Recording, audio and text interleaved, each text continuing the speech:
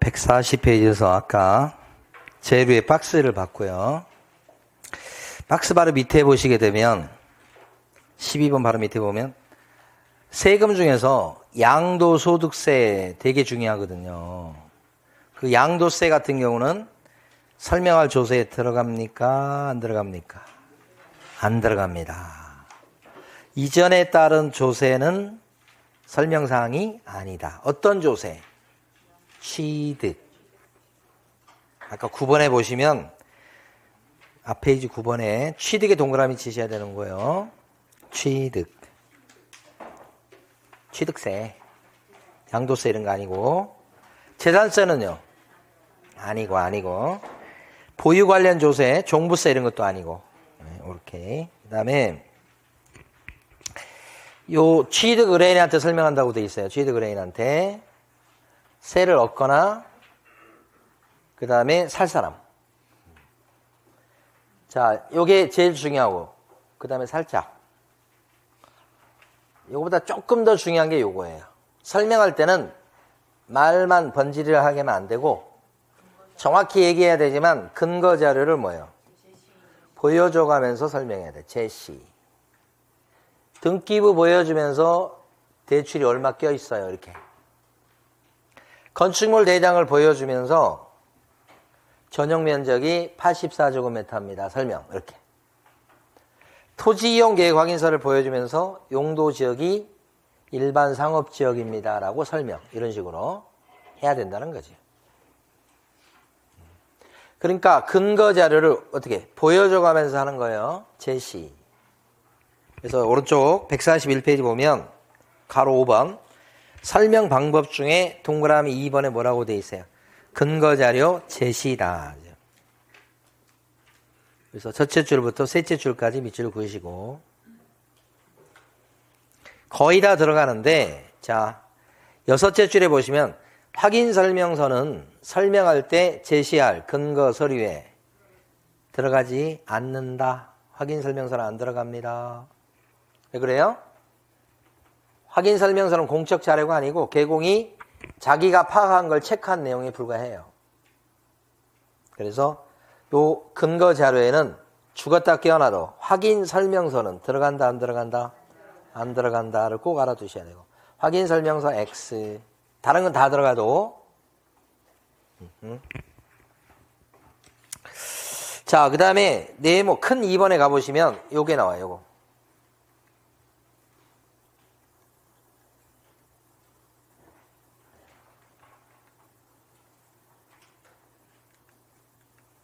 요거.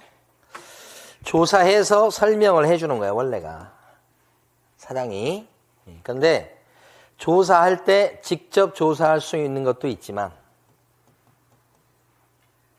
직접 조사하기 힘든 것도 있어. 그건 이제 간접적으로 조사할 수밖에 없어. 자, 설명사항 중에 벽면, 균열 이거 뭐예요? 피가 새는지 이런 거잖아. 이것도 벽면도 설명사항 들어갑니까? 네. 그럼 이런 걸 갖다가 조사해서 설명해 줘야 되는데 조사할 때 직접 조사할 수가 있겠죠. 다만 직접 조사할 때 힘들지. 벽에 대해서 조사하는 거 되니까 농을 다 빼봐야 돼. 설명할 때마다. 이거 힘들잖아, 이게. 그러면 간접 조사를 인정할 수밖에 없어. 그게 뭐냐면 물어보는 거예요. 물어봐. 주인한테. 새 놓는 사람한테. 벽에 비 새는 데는 없죠? 이렇게 물어본다고. 그걸 상태에 관한 자료 요구라고 그래. 물어보면 여기는 뭐예요? 답변을 할 수도 있고 안 할 수도 있는데 대신에 물어봤을 때 이 사람의 눈동자에서 떨림 현상을 발견할 수 있죠. 그래서 나중에 이산 날, 그죠? 지금은 당장 농을 못 빼보지만 이산 날은 농을 뺄 거 아니야. 그때는 잔금을 주고받기 전이니까 그때 봐갖고 그런 부분이 있다 그러면 어떻게? 거기서 이제 뭐 공사비를 이렇게 뭐 빼든지 이런 식으로 할 수 있는 여지를 남겨두기 위해서 일단은 눈빛을 살펴보기 위해서 물어보는 걸 할 수 있다고. 그죠? 꼭 해야 되는 건 아닌데 이렇게 하는 게 훌륭한 중개업자죠. 그리고 눈빛을 살피고 자신이 있어 하는 눈빛이다. 그러면 별 문제 없겠다. 그러나 그래도 잔금날 꼭 챙겨봐야지. 네, 그럼 잔금날 오지도 않는 주인이다. 별 문제 없겠지 해서 안 오는 분들이 있을 수 있어. 나중에 자기가 이제 이사 나가고 나서 자기 혼자 가봤더니 문제 있다. 그때 전화하면 늦는 거예요.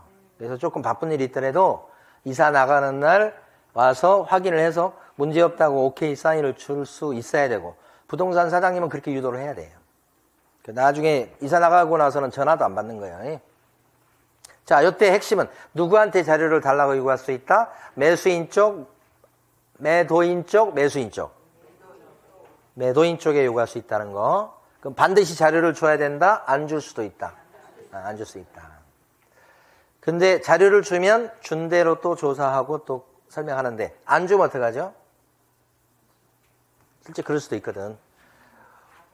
벽에 뭐 비세냐고 물어봤더니 뭐 딴 얘기만 잔뜩 해. 그렇죠? 그러면 이런 경우에는 확인 설명서에다가 물어봐도 대답 없음이라고 쓰고 진짜 그렇게 쓰면 안 돼.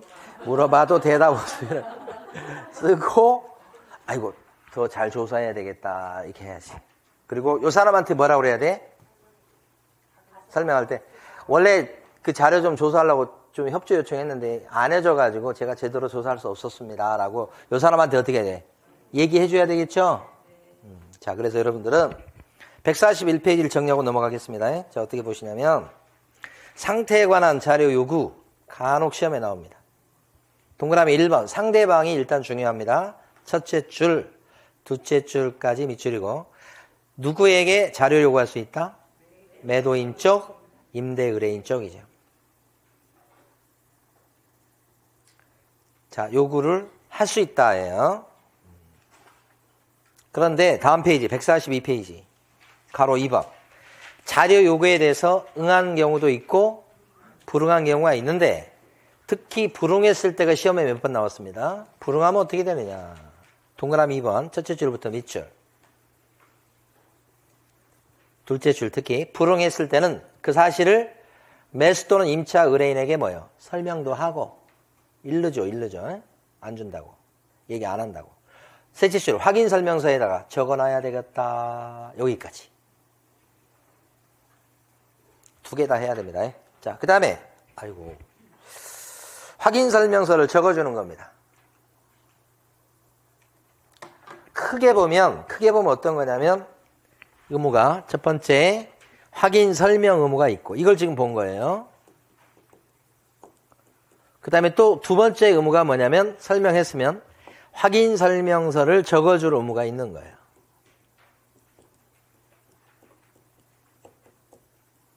그리고 보관까지 해야 되죠.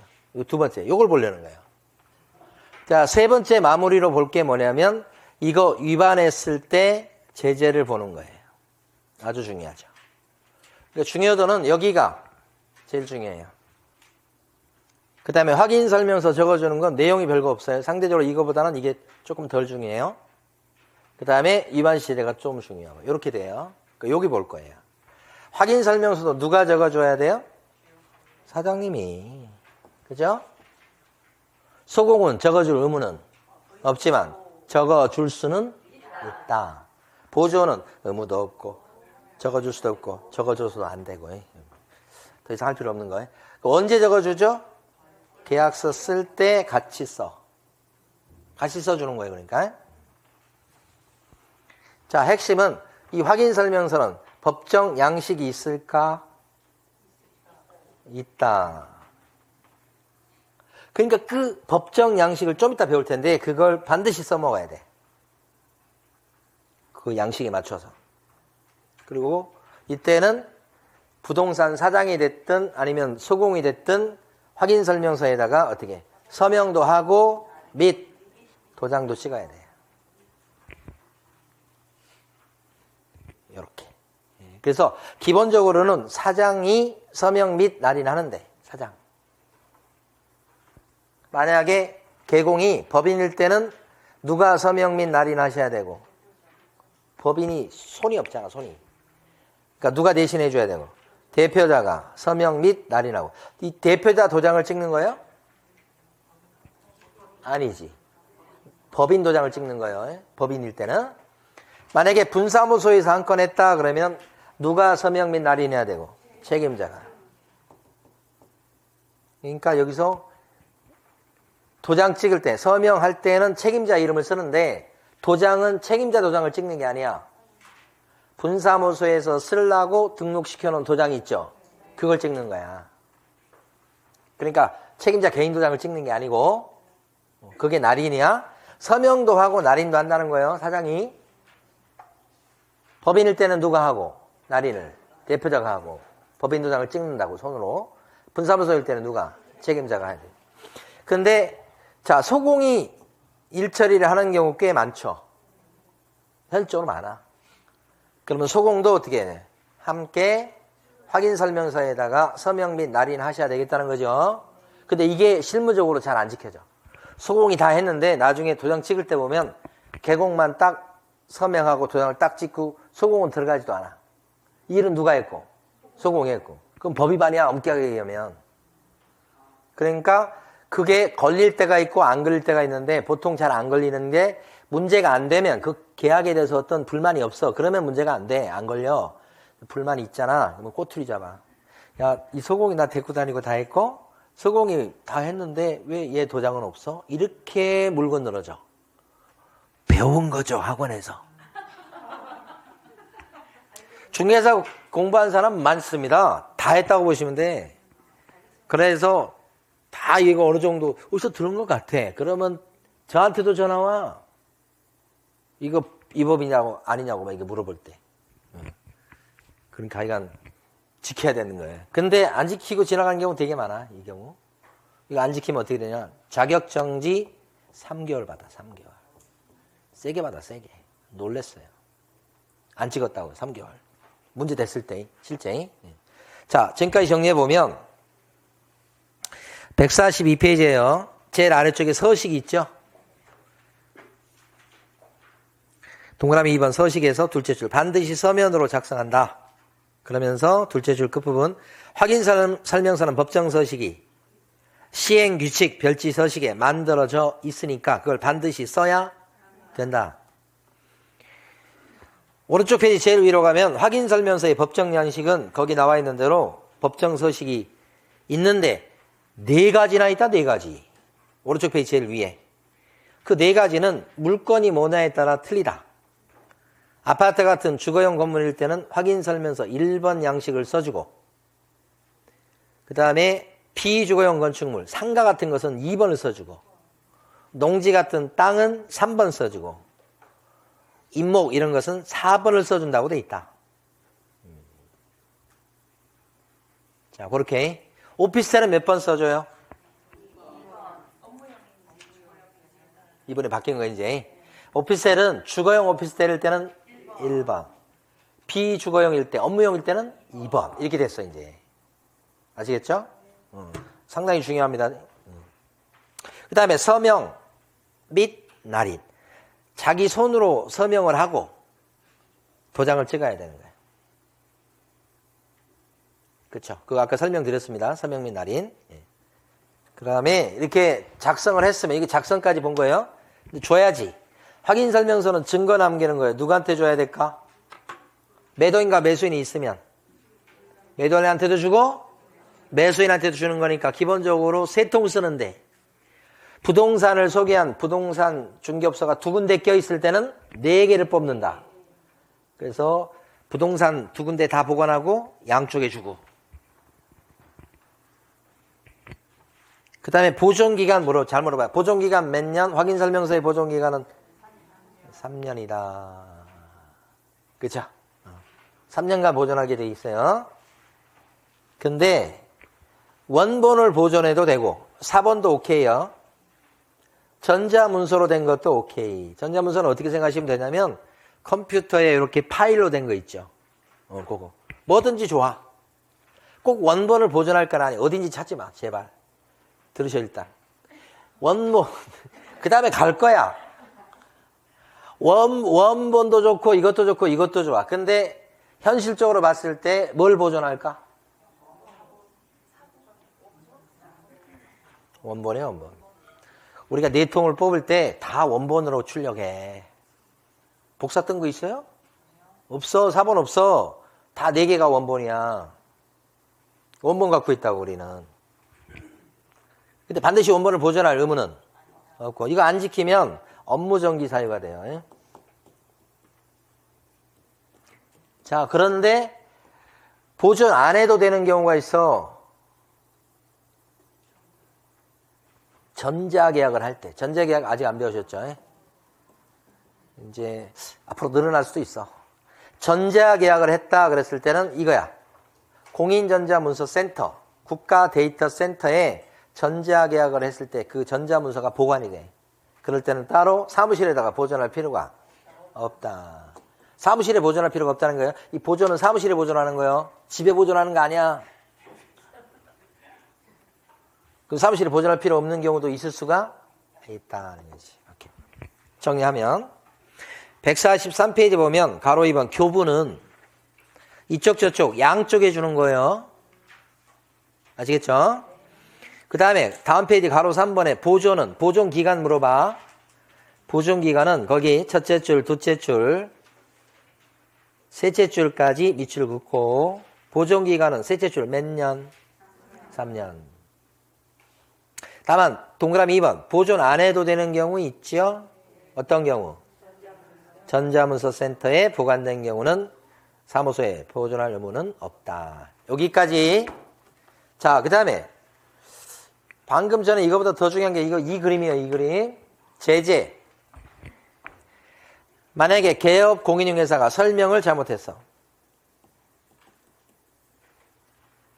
설명을 잘못했다고.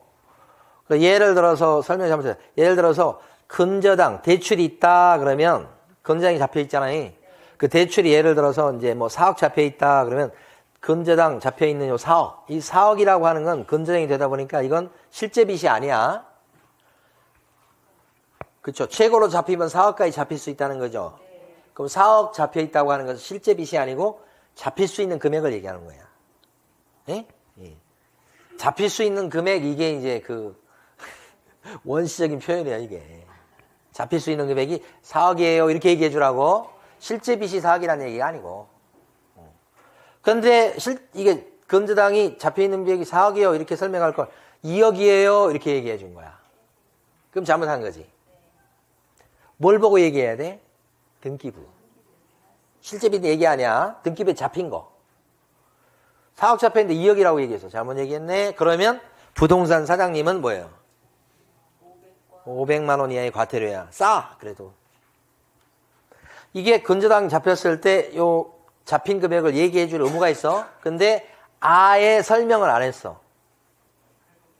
이 뻥끗도 안 했다고. 그것도 잘못한 거야.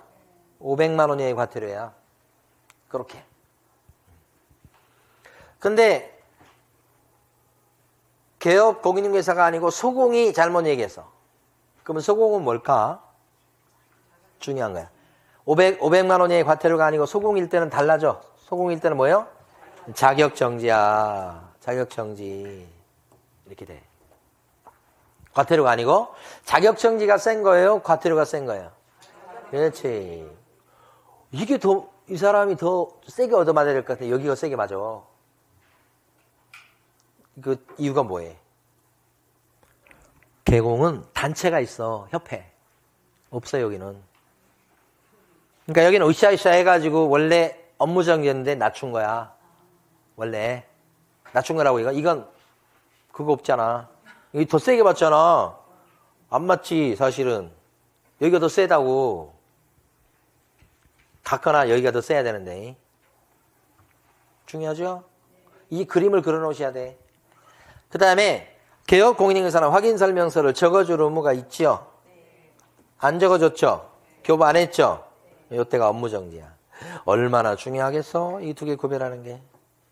확인설명서를 안 써준 것은 업무정지. 확인설명 안 한 것은 과태료. 이게 영순위, 실제 영순위. 확인설명서를 3년간 보존하게 돼 있죠? 보관 안 하면 업무정지. 확인 설명을 잘못하면 과태료. 이게 더 싸. 이게 더 비싼 거예요. 그래서 이거 크게 그린 거야, 이걸. 그래서 이거 눈사람이 됐잖아. 눈사람이, 이 얼굴통이 더 큰 눈사람이 어디가 있어. 빨간 눈사람이야. 몸통이 더 커. 자, 개공이 도장 찍을 걸 안 찍었다고 쳐봐. 그럼 뭐예요? 업무정지. 다른 도장을 찍었다고 해봐. 업무정지. 이렇게 되는 거지. 이거 개공 얘기죠, 그게. 자, 그러면 소공은 확인설명서를 줄 의무 있을까? 확인설명서를 적어줄 수는 있으나 줘야 될 의무는 없지.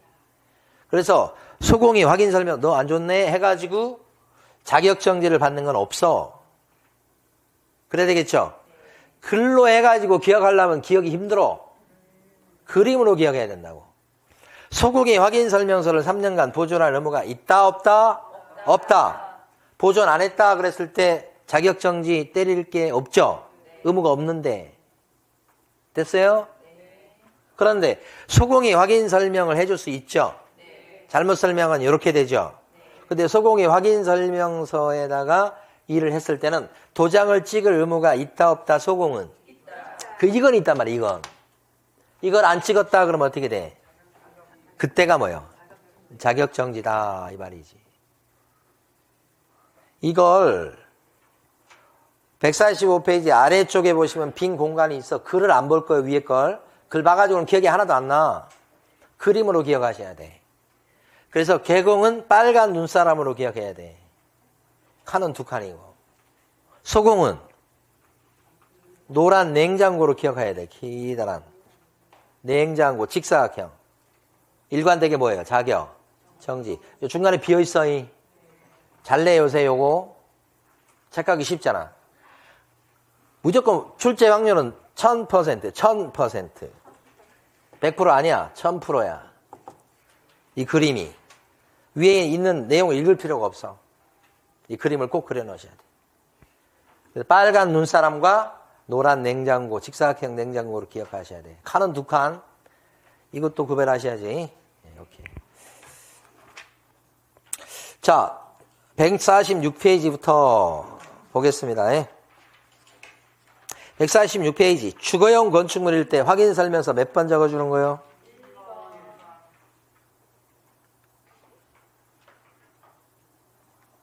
1번 적어주는 거예요? 근데 이번에 달라진 게 거기 주거용 오피스텔 형광펜 칠해 놓으셔야 돼. 오피스텔이지만 주거용 오피스텔 때는 확인 설명서 몇 번 적어준다? 1번. 이번에 우리가 전세 계약이 깨진 게 주거용 오피스텔이었어요. 그래서 요게 1번 적어줄 건데 지금 서식이 바뀌었습니다. 이제는 1번 적어준다 이렇게. 자, 그러면서 밑에 확인 설명서 기재사항이 쭉 나와 있습니다. 그걸 볼 건데, 자, 오후에 시험 문제를 이렇게 3문제인가 4문제인가 내놨어. 그래서 자, 요것은 저기 봐봐요. 여러분 그 교재 보면 146페이지 이제 마무리 지을 거니까 잘 봐봐요. 146페이지 보시게 되면 146페이지 넘기셨죠 이제. 확인 설명서 자료라고 된 게 있어요. 설명할 때 근거 자료를 제시해 가면서 설명을 하고 돼 있었죠?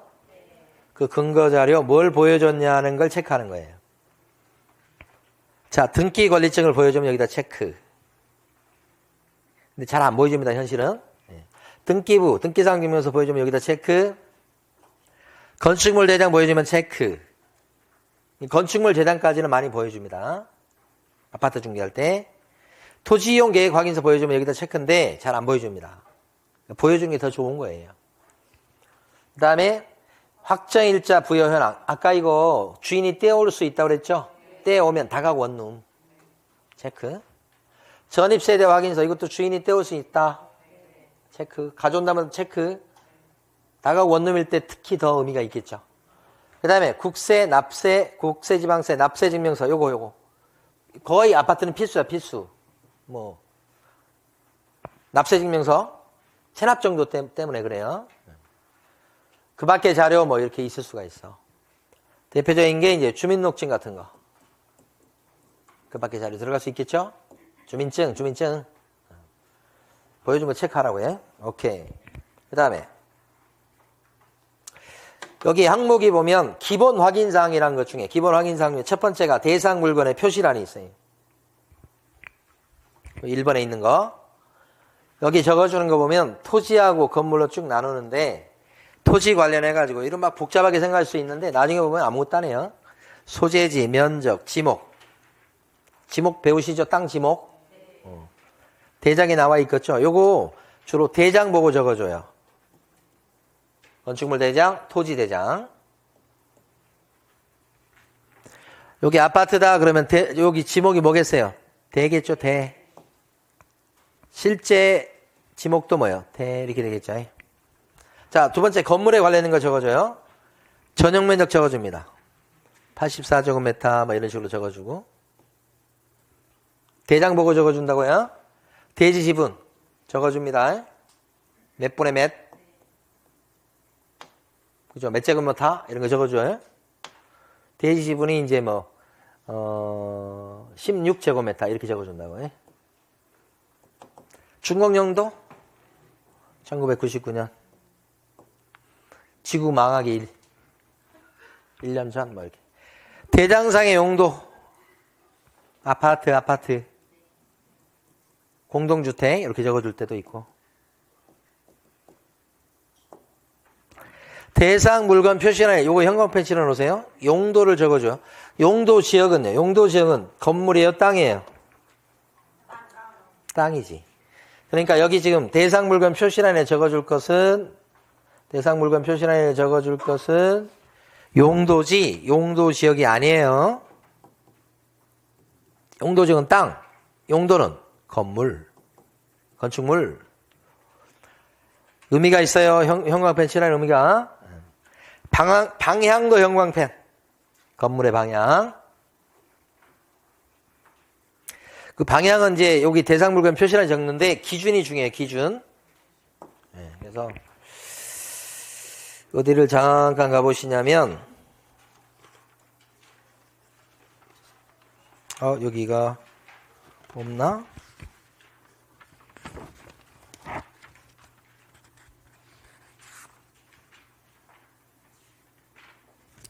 빠져있네. 이러시면 안 되는데.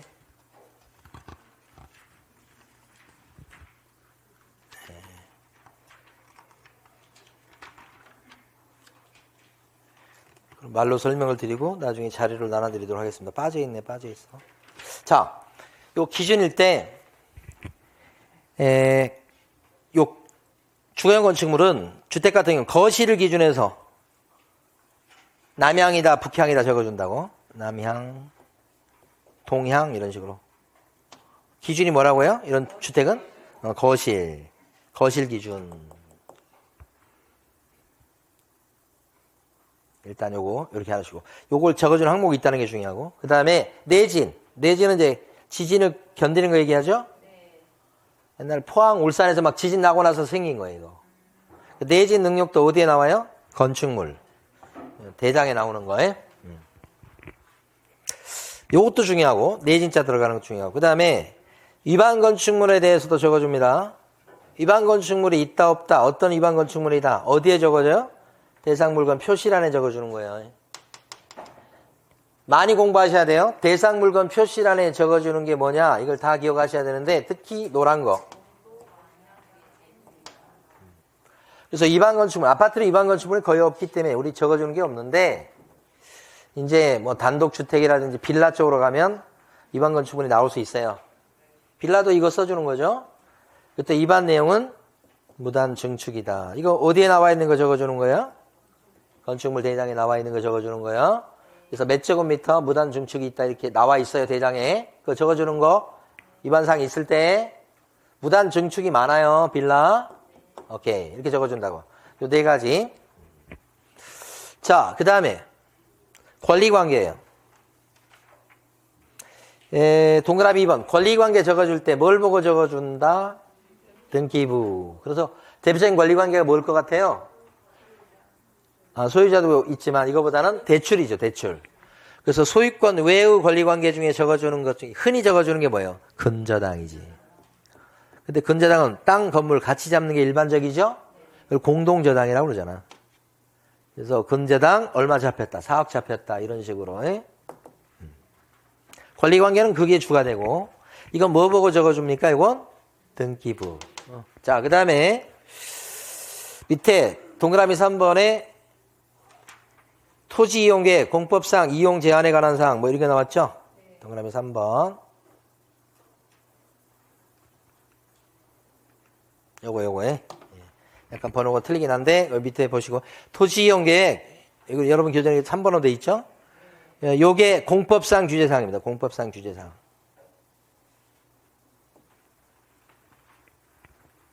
일단 그래서 공법 시간에 배운 거 나와. 용도지역, 용도지구, 용도구역 이런 거 막 배우시죠? 이런 걸 뭘로 알아볼 수 있느냐? 예? 이런 걸 알아볼 수 있는 게 토지, 이용 이렇게 적으세요. 저처럼 계획 뭐라고요? 확인서다. 토지 이용 계획 확인서를 띄면 이걸 확인할 수 있어. 사이트로 보면 토지 이음이라는 사이트가 있어요. 그 사이트에서 이걸 출력할 수 있어요.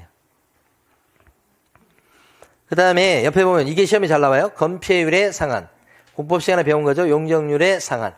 건폐율, 용적률에 따라서 올릴 수 있는 건물 층수나 그게 달라지죠. 그에 따라서 땅값이 틀려지죠. 그러면 이렇게 건폐율이 예를 들어서 뭐 60%다. 아이고.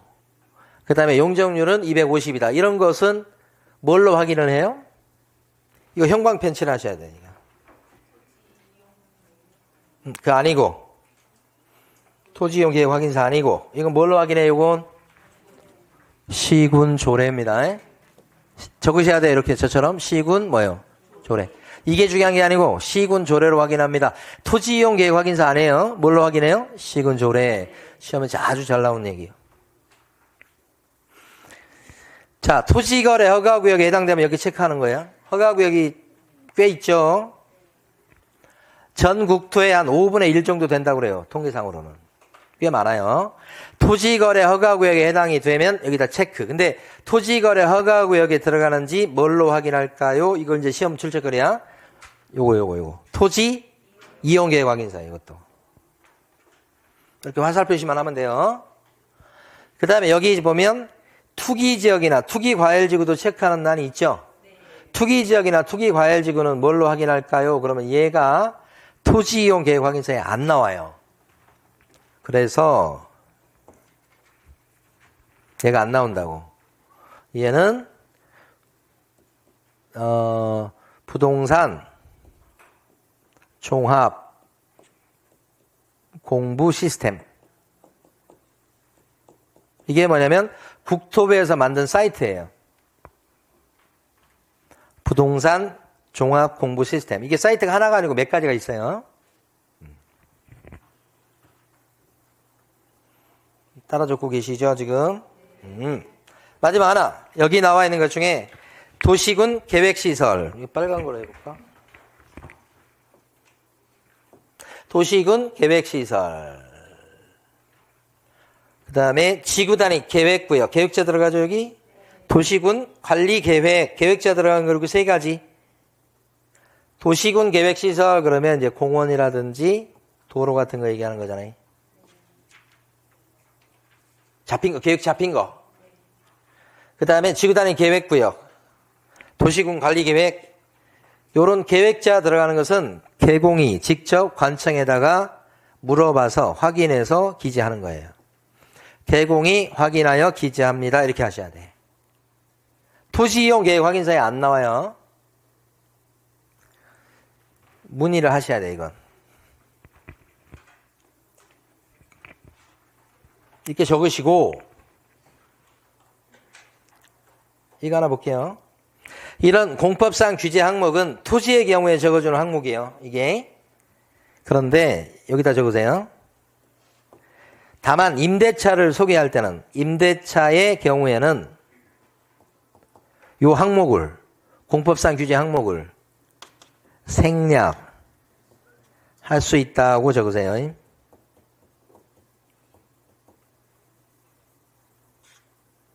출제 영순위. 그러니까 임대차 소개할 때는 공법상 규제와 관련된 내용이 큰 의미가 없을 수 있어요. 그래서 이걸 하나도 안 적어도 될 수 있어요. 실무적으로 보면 우리가 매매가 많아요? 임대차 전세가 많아요? 이게 많죠? 그래서 아파트 같은 경우에 어떤 부동산에서는 이걸 통째 뺍니다. 임대차니까 이거 저 생략합니다 하고 넘어가. 근데 저희 같은 경우는 임대차지만 비어있으면 허전하잖아요, 우리는. 그래서 저희 같은 경우는 임대차라고 대충 다 적어줍니다. 그러니까 두 가지 그 옵션이 다 가능해. 임대차의 경우는 생략한다요, 할 수도 있다요. 할 수 있다. 이렇게 적으시고. 그 다음에 임대차에 관한 사항이 오른쪽에 나오죠. 지금 147페이지 동그라미 4번. 임대차 확인사항이라고 써져 있는 거 있죠? 네. 아까 확정일자 부여 현황서 서류 떼오라고 그랬죠? 떼올 수 있다고 그랬죠, 주인이? 국세지방서의 체납정보도 주인이 이거 떼와야 됩니다, 반드시. 전입세대 확인서도 어떻게 해요? 주인이 떼올 수 있죠? 그게 편하죠? 물론 열람할 수도 있어요. 동의받아서 직접 열람해 볼 수 있는데 주인들이 가져오는 게 좋지. 근데 저희 같은 경우, 아파트 같은 경우는 이거 필요 없고 이것도 필요 없어서 주로 이것만 이용합니다. 근데 이제 빌라 같은 경우는 다가구 원룸 같은 경우는 이거 다 필요할 수 있죠? 다가구 원룸은 이것도 필요하지. 최우선 변제금. 소액에 들어가면 보증금 중에서 일부 금액은 최우선적으로 배당을 타가게 만들어주죠? 보증금 안 떼이게 만들어주려고 하는 거잖아. 그럼 소액 보증금에 들어간다, 안 들어간다? 얼마를 최우선 변제 받는다. 이것까지 얘기해 주라고 돼 있어. 그리고 적어줘야 돼, 여기다가. 예. 그 다음에 민간임대 등록 요무 아까 말씀드렸죠? 주택임대사업자 등록하신 분. 그러면 이걸 보통 지금은 이제 8년 10년짜리를 보통 들게 돼 있잖아요.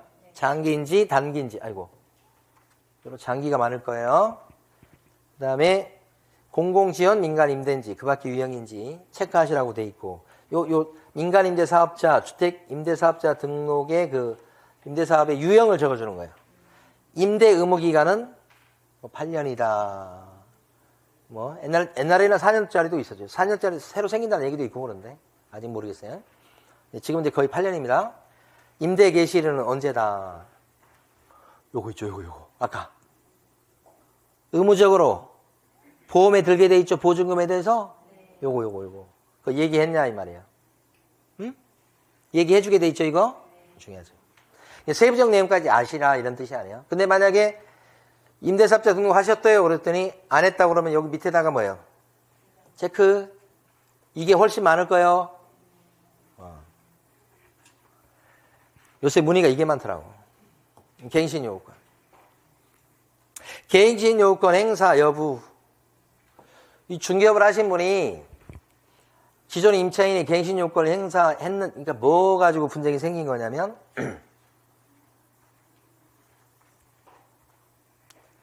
5% 올려준 거야. 새 살던 사람이. 그래서 다시 재계약할 시점이 왔는데 주인은 갱신요건 행사했다고 생각을 하고 우리 임차인은 갱신요건 행사했다고 생각하지 않아. 내가 계속 살겠다고 하니까 저쪽 사람이 뭐라 그래? 5% 올려주라고 그래서 그래서 5% 올리고 산 거야. 두 사람의 생각이 지금 동상이몽이죠?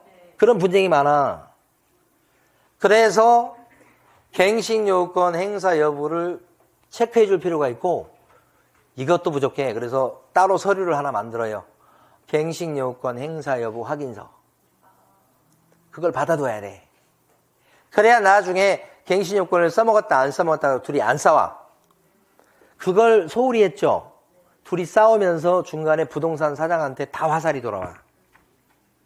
골치 아파. 밥맛도 없어져. 그래서 최근에 오신 그 부동산 사장님 그 문의 전화는 그건데 아니 물론 얼마 안 됐어. 그 부산 사장님은 일한 지 얼마 안 됐는데 그것도 안 하고 하더라고. 모르고 하더라고. 근데 이게 갱신요건 행사 여부에서 확인서류 첨부 요게 이걸 꼭 해야 된다고. 그 확인서류는 법정 양식이 아니고 협회에서 만든 양식이 있어요. 협회 가서 다운받으셔야 돼. 그리고 아까 스파이더 같은 이런 정보망 사이트 있죠? 다 있어요, 그 양식. 그걸 활용해서 꼭 하셔야 된다고. 안 하면 분쟁거리가 된다. 미확인 해당 없음. 미확인 해당 없음. 해당 없음은 모르겠는데 미확인 그러면 안 돼, 이거. 해당 없는 경우는 어떤 경우야? 아니, 주인이 살던 집인데 주인이 이번에 세를 놓는다 그러면 그건 갱신 요건은 관련이 없잖아. 그때는 여기다가 주인이 살고 있었다가 세 놓고 간다고. 그러면 여기지. 이거 아니지. 뭐 이렇게. 되세요? 요거. 자, 그 다음에 밑으로 쭉 내려가셔가지고 이제 입지 조건 나옵니다. 입지 조건. 거기 보니까 도로 나왔죠? 네, 그 다음에 대중교통 중요하죠. 그 다음에 주차장, 교육시설. 네 가지를 꼭 기억을 해 주셔야 돼. 도로, 대중교통, 주차장, 교육시설. 그런데 판매시설 이런 거, 백화점, 의료시설, 종합병원 이런 거 다 없어졌어요 지금. 빨갛게 써져 있죠 지금. 사라진 거라고. 그러니까 입지 조건에 주차장 들어갑니까? 주차장? 들어갑니다. 입지 조건에 판매시설 들어갑니까? 아니요. 입지 조건에 대중교통 들어갑니까? 들어가요. 입지 조건에 의료시설 들어갑니까? 아니요. 삼성의료 이런 거 안 들어간다고 이제. 왜 빠졌는지 모르겠어. 하여간 있다가 없어진 거예요. 그 다음에 6번에 관리에 관한 사항이라는 거 있죠.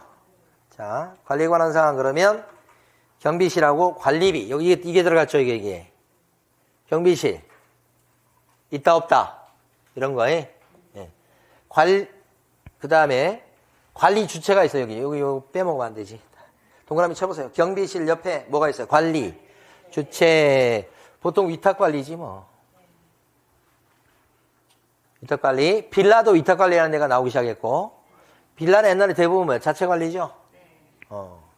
청소하는 사람이나 도와가지고 청소시키고 그랬던 거지. 근데 이제는 빌라도 이제 위탁관리하는 그런 데가 좀 늘어가고 있고요. 그래서 위탁관리가 많고. 관리비. 새로 생겼겠죠? 어느 때 적어주는 거예요, 이거? 주택. 임대차일 때 적어주는 거예요. 주택임대차. 그래서 관리비 총 금액이 얼마다? 10만 원이다. 뭐 이렇게 적어주고 그 다음에 관리비 포함되는 항목이라 비목이란 말이 항목이란 뜻이에요. 그래서 관리비에 포함되는 게 뭐 전기, 수도 그 아파트마다 조금 다를 수 있어요. 가스 사용료, 난방비, 뭐 인터넷 사용료 뭐 이렇게 포함되는 걸 체크해 주라는 얘기지. 근데 만약에 여기서 전기 가스비가 별도다. 그러면 이걸 체크하면 안 되지. 자, 그렇게 해서 체크해 주라는 거예요. 관리비 포함되는 항목을 체크해 주고. 그 다음에 부과 방식. 임대인이 직접 부과한다. 아이고, 요건 뭐 단독주택이라든지 뭐 이런 거 있을 수 있겠네. 그 다음에 관리 규약에 따라서 부과한다. 요건 이제 오피스텔이라든지 아파트가 이게 많겠죠? 관리 규약. 이거 체크해 주는 거예요. 이게 많겠지, 이게. 하여간 요게 있다는 거. 관리비가. 옛날에 없던 게 새로 생긴 건 노란 거.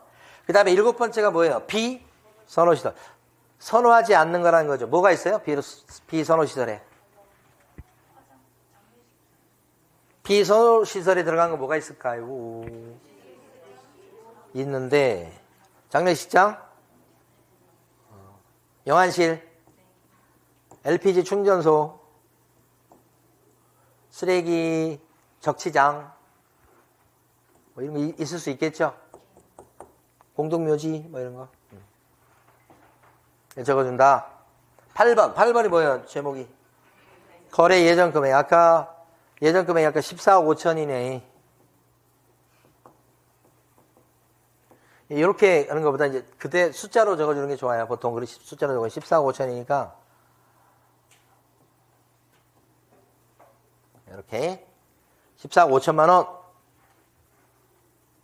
예정금액은.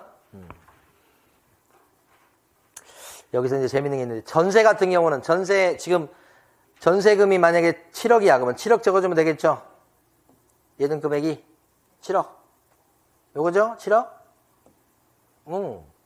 월세는 어떻게 적어주는 거야?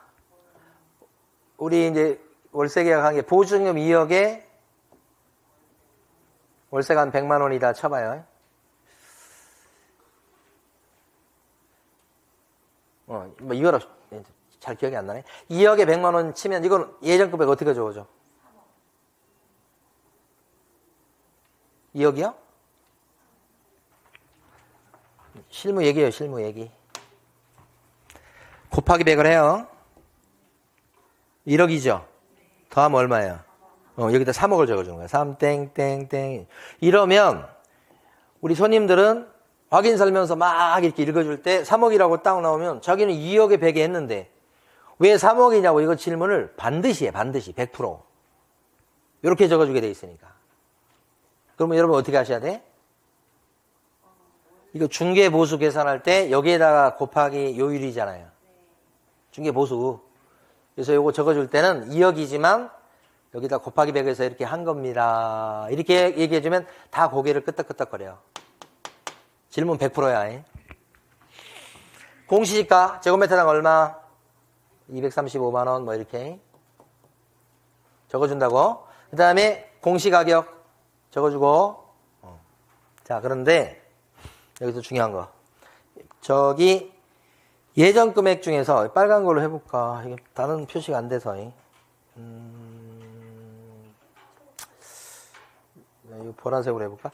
얘하고 요 공시 가격 있잖아요. 얘는 임대차다 그러면 요런 거. 임대차, 전세 요런 것은 임대차의 경우는 옆에다 적으세요. 중요합니다. 여러 번 나왔습니다. 임대차의 경우는 뭐예요? 생략 할 수 있다.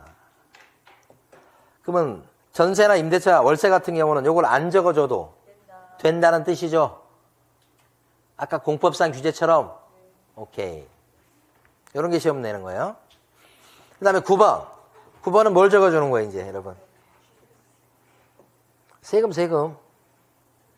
취득 관련 조세 적어줘. 취득세 몇 프로다? 4.6% 이렇게. 농특세, 농어촌 특별세 몇 프로 적어주는 거예요. 지방교육세 0. 몇 프로 적어주는 거라고. 세 가지. 농특세, 지방교육세, 취득세. 그러니까 여기에다가 무슨 뭐 재산세, 종부세, 양도세 이런 거 안 적어주죠? 자, 그런데 여기도 요걸로 가봐요. 여기도 이렇게 쭉 돼 있죠? 근데 여기다가 적습니다. 자, 임대차의 경우는 임대차의 경우에는 어떻게 된다고요? 생략이란 말 안 쓰고 임대차의 경우는 제외된다고 그래요. 제외. 중요합니다. 자, 전세계약 7천 했다. 그러면 취득세 얼마예요? 그 취득세 같은 게 없지, 전세계약은. 월세계약 했다 그랬을 때 취득세 있어요? 없지 않아. 그래서 적어줄 게 없죠? 그래서 뭐라고 표현해? 제외된다. 그래서 세 가지 구별하세요. 공법상 규제상은 임대차의 경우 생략할 수 있다. 개별 공시가나 공시가격도 임대차의 경우는 생략할 수 있다. 자, 그 다음에 여기 나와 있는 취득 관련 조세는 임대차의 경우 안 적어준다. 이것 갖고 시험 내는 거예요. 이것 갖고. 이런 건 시험에 안 나오고 이해하시라고 설명드린 거고. 자, 그 다음에 이제 다음 페이지 넘어가 보세요. 넘어가는 순간에 어떻게 되느냐. 제목이 틀려지죠. 뭐라고 되어 있어요? 세부 확인사항이요. 그러면 9번까지는 뭐였나 한번 봐보세요. 9번까지는 뭐였죠? 기본 확인사항이다. 기본 확인사항이다. 1번부터 9번은 기본 확인사항이야. 자, 이거 시험에 맨날 나오는 거예요. 다시 한번. 1번부터 9번은 기본 확인사항이야. 기본이야, 기본. 그 다음에 여기 이제 10번부터 몇 번까지지? 14번. 15번도 있는데, 여기 14번까지가 뭐예요? 세부 확인사항이죠? 세부 확인사항이야.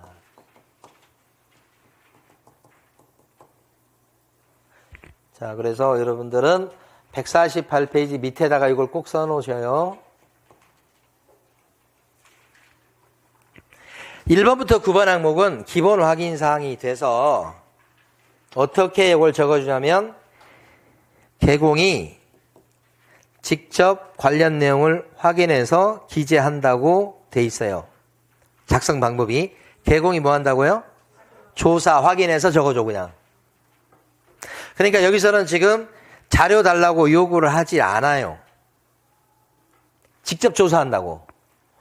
그런데 10번부터 14번까지는 세부 확인사항이라고 하는데 얘네들은 적어줄 때 관련 자료를 요구해서 플러스 그 다음에 개공이 확인해 갖고 기재해 주는 거예요.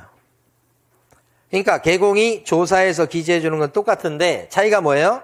기본 확인사항은 직접 조사하시고 물어볼 수 없다는 거고 물어보지 않는다는 거고 밑에 세부 확인사항은 물어볼 수 있다는 얘기예요. 이 시험 문제에서 이거 벌써 몇 문제 내놨는지 몰라. 기출문제도 맨날 나오고. 그래서 이 기본 확인사항 중에 아까 조세 있었죠? 조세를 적어줄 때는 어떻게 적어줘? 개공이 직접 확인해서 적어주는 거예요. 아까 저기 공법상 이용 제한 거래 기준 어떻게 적어줘? 개공이 직접 확인해서 적어주고 공법상 규제사항을 자료 요구해서 확인한 걸 적어준다. 그러면 땡! 이 말 들어가면 틀려버린다고. 그런 걸 물어본다고. 자, 근데 세부 확인사항은 지금 이렇게 10번부터 14번인데 주로 이제 세 가지입니다. 10번이 뭐예요? 실제 권리 관계라고 나와 있죠? 여기 있잖아, 실제 권리 관계예요. 예? 실제 권리 관계는 뭐냐? 등기부에 안 나오는 권리 관계예요. 자, 등기부에 안 나오는 권리 관계 뭐가 있을까요? 유치권도 등기부에 안 나와. 또 등기부에 안 나오는 권리 관계 써보세요, 여러분들은. 등기부에 안 나오는 권리 관계 또 뭐가 있을까? 위에 공간에 써보시는 거예요. 위에 공간에다가 10번 위쪽에, 밑에는 공간이 없으니까. 등기부에 안 나오는 권리 관계 유치권 있고 또 뭐가 있어요? 법정지상권. 지상권은 등기된 거고 법정지상권은 등기 안 돼도 인정받는 거죠. 법정지상권도 등기 안 되는 거 그래도 인정. 자, 등기부에 안 나오는 권리관계, 실제 권리관계 또 뭐가 있을까요? 임차권이 대표적이에요. 우리 세입자에 대해서 주인이 등기해 주는 경우 있지만 드물죠? 보통은 주인이 등기 안 해줘. 그럼 세입자는 임차권이긴 한데 등기부에 떠요, 안 떠요? 안 뜬다고. 그래서 등기부에 안 뜨는 임차권은 여기다 적어줘. 이 항목에다가. 등기부에 안 나오니까. 등기부에 나오는 임차권은 권리관계. 권리관계 있었잖아. 등기부에 나오는 전세권 등기된 전세권자는 권리관계. 등기부에 안 나오는 전세권자는 실제 권리관계. 그러니까 등기부에 안 나오는 사람을 여기 적어주는 거예요. 그 다음에 뒤에 보면 공시되지 않는 물건의 권리에 관한 사항이 있죠. 있잖아요. 공시되지 않는 물건. 이 물건이 뭐야? 요게 비싼 정원수. 수천만 원짜리 예를 들어서. 비싼 나무 있잖아요. 이거 물건 비싼 거 얘기하는 거예요. 근데 공시되지 않았다는 얘기는 뭐 등기부에 나오거나 이런 건 아니잖아. 근데 비싸잖아요. 그래서 둘이 신경 쓰죠, 요거? 정원수가 2천만 원짜리가 여러분 정원에 있어. 이제 단독주택을 팔아. 그럼 여러분 그 정원수 파갈 거예요? 놓고 갈 거예요? 파가냐고 놓고 가냐고. 괜찮아. 나는 파가지. 파가야지. 근데 만약에 놓고 가려고 생각을 해. 놓고 가고 싶어. 그럼 저 사람한테 뭐라고 그래? 이거 지금 2천만 원짜리니까 난 놓고 갑니다. 그럼 가격이 원래 1억 4천이지만 이제 전체가 14억이지만 이거 가격에서 만약에 쳐주시면 제가 놓고 가고 안 쳐주면 내가 뽑아갈게요. 그럴 수도 있고 무조건 내가 뽑아가야 됩니다. 우리 큰아들 태어났을 때 심은 나무예요. 반드시 뽑아갈게요. 이렇게 할 수도 있고 그런 거예요. 그거 이게 의견 조율이 돼야 돼. 비싼 거에 대해서. 이것만 그래요? 많지? 비대요. 비대 갖고 갈게요. 이런 거. 잠금 장치, 번호키 있잖아요. 떼갈게요. 이런 거. 에어컨. 거실에 있는 에어컨 우리 떼갈게요. 이렇게 이거라고. 적어주는 거라고 해. 오케이. 자, 아시겠죠? 자, 그 다음에 그러니까 여기서 보니까 특히 이것과 관련해서 등급이 안 나타나잖아요. 그러니까 물어볼 필요가 있다 없다? 있지. 세입자 있어요? 몇 명 있어요? 얼마에 살고 있어요? 기본적으로 물어보잖아. 이게 이거라고. 아시겠죠? 등급에 나오는 전세권자는 물어볼 필요가 뭐가 있어. 등급에 나오는데. 예? 등급이 안 나오는 것은 이렇게 하고. 자, 그 다음에 11번. 거의 끝났어요. 내 외부 시설물의 상태라고 돼 있죠. 내 외부 시설물의 상태에 들어가는 게 수도, 전기, 가스. 요거 이제 주방, 부엌. 취사용이라고 돼 있잖아. 소방, 난방. 요거 이제 보일러. 그 다음에 승강기, 배수. 이게 내 외부 시설물의 상태야. 건물 얘기죠. 자, 근데 시험이 제일 잘 나오는 게 소방이야. 소방과 관련해서는 이게 아파트 같은 경우 주택이다 그랬을 때 요 단독 경보용 감지기가 뭔지 아세요? 단독 경보용 감지기. 불 났을 때 이거 감지해가지고, 예? 막 스프링클러 작동할 수 있도록 하고 막 소리도 나고 이렇게 할 수 있는 거예요. 이게 단독 경보용 감지기야. 옛날에는 이제 저 복도에다 막 비상벨해서 불 나면 막 비상 막 울리고 그랬잖아요. 그거보다 업그레이드 된 거야. 그러니까 이걸 비상벨이라고 하면 안 돼. 비상벨을 갖다가 체크하는 게 아니고 뭐예요? 지금은 단독 경보용 감지기야. 비상벨 그러면 안 된다고. 요거 조심해야 돼. 노란 거 중요하고, 있을 때는 있다고 하고 5개 있다. 천정에 박혀 있다. 이렇게 하면 돼. 자, 그런데 우리 아파트 중개하잖아. 아파트일 때는 봐봐요. 여기 보면 아파트 제외라고 돼 있어. 그러니까 우리 같은 경우는 요걸 체크할 필요가 없어. 제외니까. 아파트 중개하는 입장에서는. 제외. 오피스텔 같은 경우는 체크해줘야 돼. 주거용 오피스텔은 체크해줘야 돼. 예. 있다 없다. 몇 개 있다. 있어도 뭐 한 개 있겠죠. 오피스텔 원룸 같은 경우는. 제외와 아파트 제외 포함 그러시면 안 되고. 오케이. 나머지는 별거 없어. 그러면 자, 난방 방식에 대해서는 개공이 자료를 요구해서 확인한 것을 기재합니다. OX. 난방 방식은 개공이 자료를 요구해서 확인한 것을 기재합니다. 그러면 OX. O. 자, 난방 방식은 개공이 확인한 것을 기재합니다. 그러면 OX. X 이렇게 하셔야 돼. 좀 이상하지? 뭐가 왜 X예요? 요구란 말이 없어서 X야. 요구란 말이 와야 된다고 이거. 와야 된다고 여기. 오케이. 12번이야. 12번. 벽면, 바닥면, 도배 상태 체크해 주는 거예요. 그러니까 여기도 보면 도배에 대해서 기재할 때 자료를 요구해서 확인한 것을 기재합니다. 그러면 맞아요? 틀려요? 맞아요. 요구해서 무조건 확인한 것을 기재합니다. 이렇게 한다고? 오케이. 환경 조건에 적는 거 3가지 거의 암기하다시피 해야 돼. 일단 환경 조건은 기본 확인 사항이요, 세부 확인 사항이요. 세부 확인 사항이야. 그리고 이것은 그러면 요구해서 확인한 것을 적어주는 항목이죠. 그게 3가지인데 일조량, 소음, 진동 이렇게 3가지. 여기 방향은 있어요, 없어요? 비선호 시설은 있어요, 없어요? 요것도 없어. 있는 건 3가지예요. 이거 중요합니다. 일조량, 소음, 진동 이런 것들은 요구해서 확인한 것을 적어준다 이 말이야. 현장 안내, 요것은 현장 안내를 갖다가 소공했어요. 그럼 여기다 체크. 소공이 아니고 보조원이 했어요. 그럼 보조원은 현장 안내 할 수 있나요?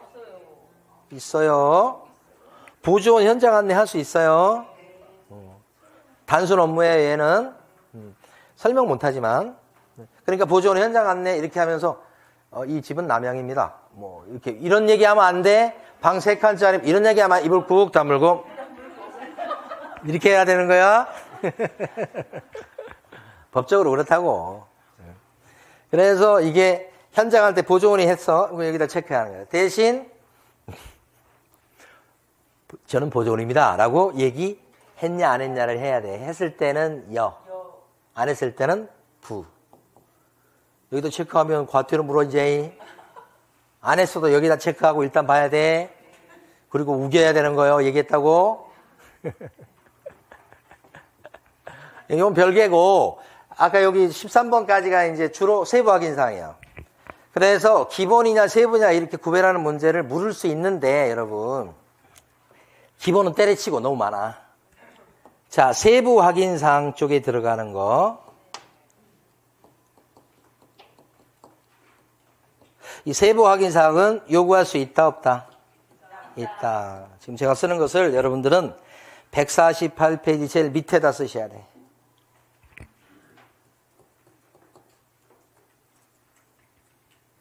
그래서 여기 들어가는 게 실제 관리 관계에 여기 들어가. 실제 관리 관계. 그 다음에 내외부 시설물의 상태, 이것도 들어갑니다.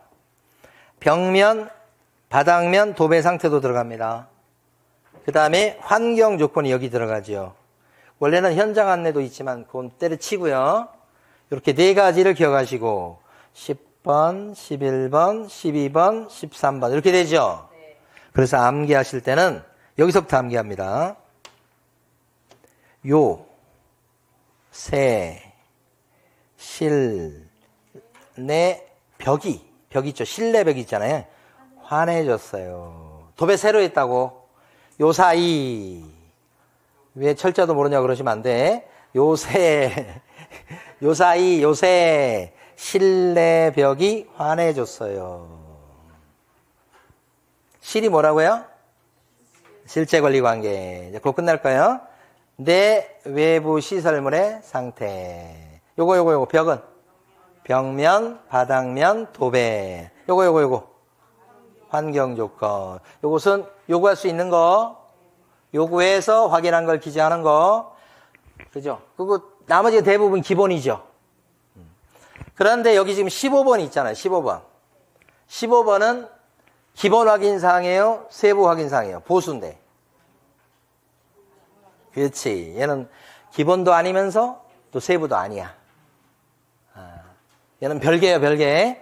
그게 뭐라고요, 제목이? 중개보수 및 실비의 금액과 산출 내역. 이게 몇 번? 15번이다. 이렇게 된 거지. 근데 여기 보면 요게 중요하지. 예를 들어 저희 같은 경우에 법인이 되다 보니까 부가가치세를 별도로 받습니다요. 예를 들어서 여기가 중개보수가 예를 들어서 130만 원 나왔다고 쳐봐요. 실비는 없고요. 130만 원인데 그러면 저희 같은 경우는 부가세 별도예요. 부가세 별도면 130만 원 요거에서 10%인 13만 원을 따로 받죠. 그럼 실제 우리 통장에 얼마 들어와야 돼? 143만 원이 입금된다고.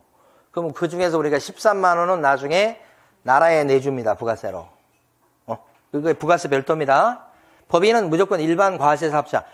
과세사업자가 일반 과세사업자가 있고 저희 같은 경우에 간이도 있죠. 간이 들어보셨죠? 간이 과세사업자도 부가세 냅니다. 그런데 요 일반 과세사업자는 부가세 별도로 우리 손님한테 받을 수 있고요. 이거 부가세 별도가 아니고 부가세 포함이에요, 여기는. 그러니까 만약에 저희가 간이 과세 사업자다 그러면 130만 원이고요. 입금도 130만 원 입금이 되는 거예요.